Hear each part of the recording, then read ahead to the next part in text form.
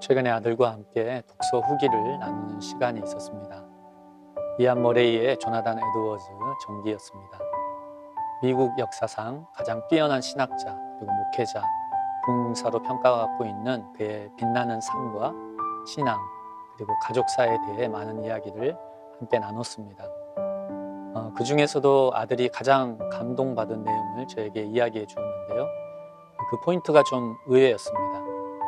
저는 위대한 하나님의 사람이 이룬 업적이나 그의 빼어난 지성과 신앙에 대해서 이야기할 줄 알았는데, 저희 아들이 가장 큰 감동과 위로를 받은 포인트는 그런 빛나는 모습들이 아닌 조나단 에드워즈의 삶에 숨겨져 있었던 고난과 환난의 이야기였습니다. 그가 자신이 목회하던 교회에서 쫓겨난 이야기, 그리고 성도들과 친지들로부터 거절당했던 이야기, 그로 인해서 오갈 데 없이 가난과 결핍에 내몰렸던 이야기들, 그리고 질병으로 사랑하는 딸을 먼저 떠나보낸 이야기들이었습니다. 위대한 하나님의 사람의 삶에도 이렇게 고난과 어려움이 많았었구나. 나만 어려움과 고난이 있는 것이 아니구나 라며 큰 위로를 받았다고 합니다. 화려한 성공과 사람들의 박수갈채가 아닌 고난과 환난의 이야기 속에 면면이 흐르고 있는 하나님의 사랑과 은혜를 보게 된 것입니다.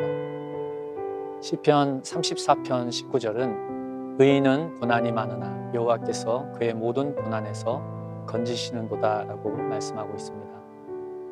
그런데 많은 사람들은 의인은 고난이 없을 것이다 라는 막연한 환상과 통념을 가지고 있습니다. 나쁜 일도 안 생기고 질병이나 암에도 안 걸리고 가난하지도 않고 성공에 성공을 거듭할 것이라고 생각을 하는 것입니다. 그런데 이런 기대는 또 압력과 부담을 함께 우리 삶에 가져옵니다. 사람들이 보기에 박수 받을 만한 화려한 성공한 모습을 갖춰야 한다는 압력입니다. 그리고 고난에 둘러싸인 자신의 삶을 실패자처럼 수치스럽게 느끼게 만드는 압력입니다. 의인은 고난이 많다라는 시편의 이 말씀은 부푼 풍성과 같은 성공에 대한 환상과 압력을 터뜨려서 제거해 주는 역할을 합니다. 고난을 두려워하여 주님 이끄시는 길에서 물러서려는 마음, 삶에 닥친 고난으로 인해서 하나님의 사랑과 섭리를 의심하고 하나님을 원망하려는 마음에서 우리를 자유케 해줍니다. 화려한 성공과 축복들을 통해서도 하나님의 살아계심과 선하심이 증거됩니다. 성공과 축복은 좋은 것이죠. 그러나 그만큼이나 의인의 삶에 드리워진 고난과 역경들도 주님의 사랑과 위로를 전하는 통로가 됩니다. 단순히 의인이 고난이 많기 때문에 주님의 사랑과 위로가 전달되는 것이 아닙니다. 그러나 여호와께서 그의 모든 고난에서 건지시는도다라는 주님의 약속 때문입니다.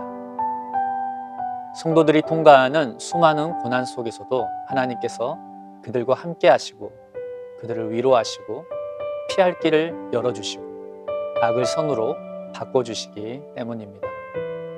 예수님의 십자가의 고난이 그렇고요. 사도 바울의 고난들이 그리하였습니다. 조나단 에드워즈가 경험한 수많은 고난의 이야기들, 그리고 그들을 건져내신 주님의 구원의 이야기들을 보고 들을 때 우리는 커다란 위로와 격려를 받게 됩니다. 이와 같이 우리 개인의 삶에도 많은 고난들이 찾아옵니다. 여러분, 그 고난이 찾아올 때 당황하지 마시고 도망치지 마시고 부끄럽게 여기지 마십시오. 그 고난 속에서도 주님을 의지하고 섬기며 신실하게 걸어가십시오. 주님께서는 여러분의 그 고난의 이야기를 통해서 큰 위로와 구원을 증거하고 나타내실 것입니다.